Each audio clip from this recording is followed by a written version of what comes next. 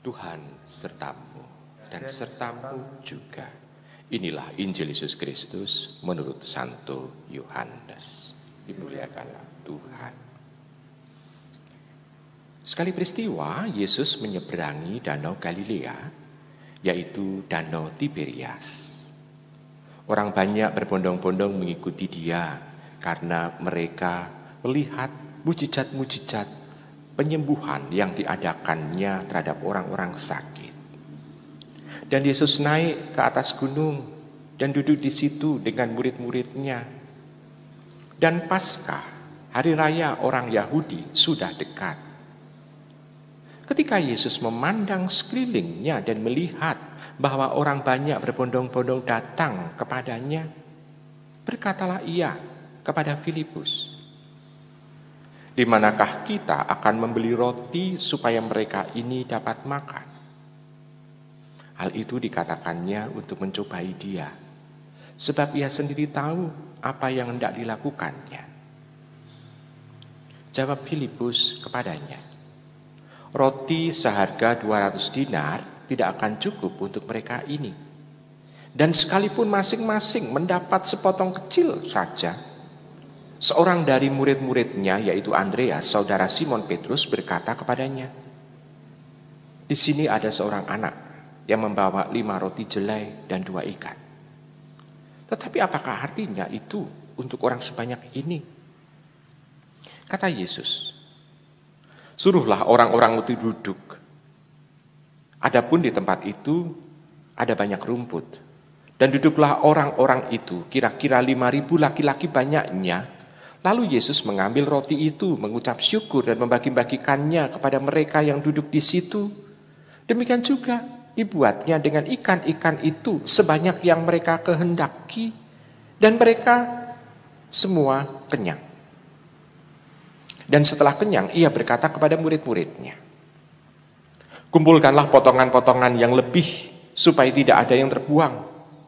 Maka mereka pun mengumpulkannya dan mengisi 12 bakul penuh dengan potongan-potongan dari kelima roti jelai yang lebih setelah orang makan. Ketika orang-orang itu melihat mujizat yang telah diadakannya, mereka berkata, "Dia ini adalah benar-benar nabi yang akan datang ke dalam dunia." Karena Yesus tahu bahwa mereka hendak datang dan membawa dia dengan paksa untuk menjadikan dia raja. Karena itu ia menyingkir ke gunung seorang diri. Demikianlah sabda Tuhan. Terpujilah Kristus.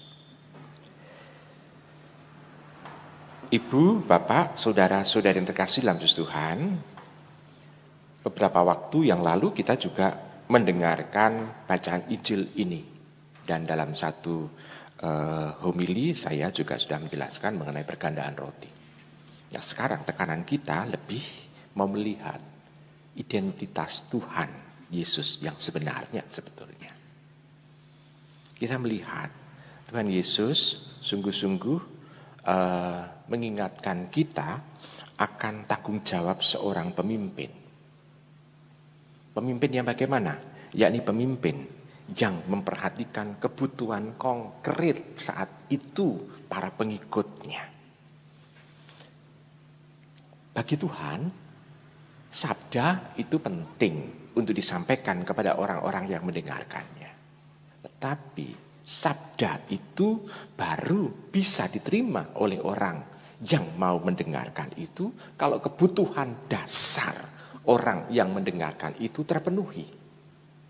Maka Tuhan konkret pada waktu itu melihat ada sesuatu yang dibutuhkan oleh para pengikutnya.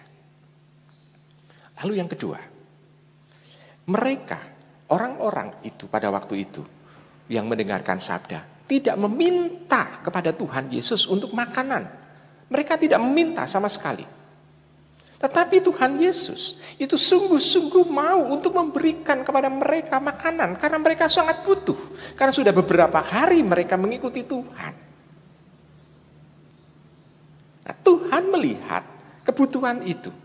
Tanpa diminta oleh orang banyak itu, Tuhan memberikan.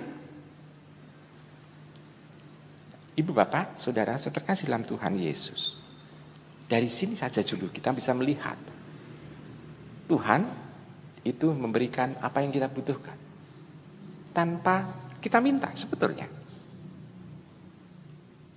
Tanpa diminta sudah memberikan. Ini Tuhan sebagai pemimpin utama kita. Nah, sekarang bagi diri kita. Kalau kita memberi kepada orang yang membutuhkan, kita pasti bertanya, kamu butuh apa? Belum tentu apa yang diomongkan itu adalah kebutuhan yang real, kebutuhan dasar yang dibutuhkan. Ambil contoh sekarang saja situasi pandemi ini. Banyak orang membutuhkan. Tapi yang dibutuhkan apa? Rumah, mereka selalu harus di rumah. Berarti sudah tidak menjadi kebutuhan. Makanan. Mereka biasanya dengan kerelaan dari orang-orang yang tahu bahwa ada orang misalnya ada teman atau tetangga atau mungkin teman yang saudara yang satu lingkungan itu sedang isoman, pasti akan ada kerentek untuk memberi makanan. Lalu sebetulnya yang dibutuhkan oleh orang yang isoman itu apa? Mereka menginginkan adanya kebebasan, lepas dari rumah, ingin adanya istilahnya itu sesuatu, tetapi itu tidak bisa lagi terpenuhi. Kadangkala kita juga menghibur mereka. Dengan apa? Ya dengan mengirim lewat medsos atau lewat HP atau lewat cara-cara yang lain supaya orang itu terhibur. Nah, Ibu bapak, saudara terkasih, kebutuhan dasar sudah terpenuhi. Hanya sekarang masalahnya adalah kebutuhan yang lain yang ingin untuk dipenuhi. Tetapi untuk sementara tidak bisa karena orang harus secara fisik mencoba pasang jarak terlebih dahulu. Ini untuk orang zaman sekarang. Jadi sebetulnya orang Indonesia, orang kita sendiri itu sudah bisa berbagi. Karena melihat ada kepentingan dari orang yang membutuhkan, orang sudah otomatis akan berbagi. Memberi bukan dari kelebihannya, tapi kadangkala memberi dari kekurangannya. Karena melihat ada orang yang lebih butuh, dia bisa mencari di luar, sedangkan orang yang dalam tanda kutip terpenjara di rumah, terpenjara di kamar, dia harus dibantu. Ibu bapak, saudara terkasih, pendek kata dalam memberi kita memang orang yang hebat. Bahkan dunia mengakui orang Indonesia itu menjadi 10 terbaik negara dalam bukan hanya 10 tetapi 5 besar terbaik negara yang mampu untuk memperhatikan atau berbagi kepada yang lain. Jadi kita sebetulnya bangga dengan kata istilahnya itu kemampuan berbagi terbaik 5 besar itu di dunia sebagai bangsa. Maka sabda Tuhan itu sebetulnya sudah terpenuhi di dalam kehidupan kita. Tetapi semangat individu per orang ini berbeda-beda. Sebagai negara, ya, tetapi kita diingatkan terus-menerus untuk mampu memperhatikan mereka yang butuh. Hal yang seringkali dilupakan adalah yang terpenting, melupakan Tuhan. Supaya kita bisa melihat orang yang banyak itu mendapatkan limpahan roti dan roti itu menjadi sisa juga 12 bakul. Mereka tidak melihat bahwa Allah bekerja dalam diri Tuhan Yesus. Mereka melihat bahwa Yesus ini orang yang punya kemampuan akan bisa mengenyangkan banyak orang tanpa orang harus berkeluh kesah, tanpa orang harus bekerja, semua pengikutnya bisa kenyang. Mereka melihat itu. Mereka tidak melihat bahwa ada Allah yang bekerja dalam diri Tuhan Yesus. Demikian juga dengan kita, kalau kita seandainya kita menjadi seorang pemimpin, kita memberikan sesuatu kepada orang yang membutuhkan. Dan banyak orang yang tertolong melalui diri kita. kadangkala kita lupa bahwa Allah sudah menggerakkan kita, bahwa Allah memampukan kita, bahwa Allah menyempurnakan kita dalam memberi. Kita seringkali bangga dengan diri kita. Oh saya, sehingga kita malah menyombongkan diri kita, jatuh di dalam hal itu. Ibu bapak, saudara-saudara yang terkasih dalam Tuhan, kalau zaman Tuhan Yesus, yang salah tangkap adalah orang yang menerima. Tapi kalau zaman kita, zaman di mana orang yang memberi, yang lupa akan Tuhan. Jadi agak ada kebalikannya. Tetapi kadangkala malah justru orang yang diberi itu mudah untuk bersyukur. Syukur kepada Tuhan. Karena ternyata Tuhan itu menggerakkan orang. Justru orang yang yang menerima itu bisa bersyukur. Tetapi orang yang memberi malah justru tidak bisa bersyukur. Itu zaman kita. Tetapi zaman Tuhan Yesus kebalikannya. Orang yang menerima tidak mampu menerima Tuhan. Tidak mampu melihat Tuhan dalam diri Tuhan Yesus. Ibu bapak, saudara-saudara yang terkasih dalam Tuhan. Maka kita diingatkan kembali untuk supaya kita tetap rendah hati di hadapan Tuhan. Tuhan yang memberikan kekuatan ilahi kepada kita supaya kita mampu memberi. Dan kita digerakkan untuk bisa bahagia. Kalau melihat orang yang diberi itu juga bahagia. Kebahagiaan utama adalah kalau melihat saudara yang membutuhkan itu bisa tersenyum bahagia. Kita akan bahagia. Bahagia yang kita miliki bukan karena kita mempunyai segalanya. Tidak bisa membuat kita bahagia. Justru kita terpenjara dengan apa yang kita punya. Saya katakan terpenjara dengan apa yang kita punya. Kita melihat di alam pedesaan orang yang sederhana. Rumah saja tidak ada pagarnya. Mereka aman. Karena apa? Karena mereka percaya akan sesama yang ada di sekitarnya, yang akan saling melindungi satu sama lain. Tetapi orang di kota yang mempunyai barang seringkali membuat pagar yang tinggi, pagar yang tebal. Justru dia terpenjara di rumahnya sendiri. Karena apa? Karena dengan yang lain, orang lain, dia memasang jarak tersendiri. Pagar itu sebetulnya adalah jarak yang dibuat oleh dirinya. Sehingga orang zaman sekarang seringkali mencari perumahan, ya, istilahnya itu komplek perumahan yang tanpa pagar. Yang tidak boleh, istilahnya ada perjanjian dengan pengelola rumah itu supaya tidak ada pagar di depan rumah.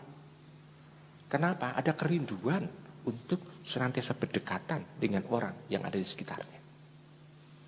Menciptakan kembali suasana pedesaan di tengah kota. Walaupun mereka tahu bahwa ada penjaga perumahan itu atau satpam di perumahan itu yang menjaga keamanan mereka. Tetapi mereka menginginkan ada sesuatu. Nah, ibu bapak, saudara-saudara terkasih. Dengan demikian kita bisa melihat bahwa kerendahan hati sangat penting bagi diri kita dalam kita memberi.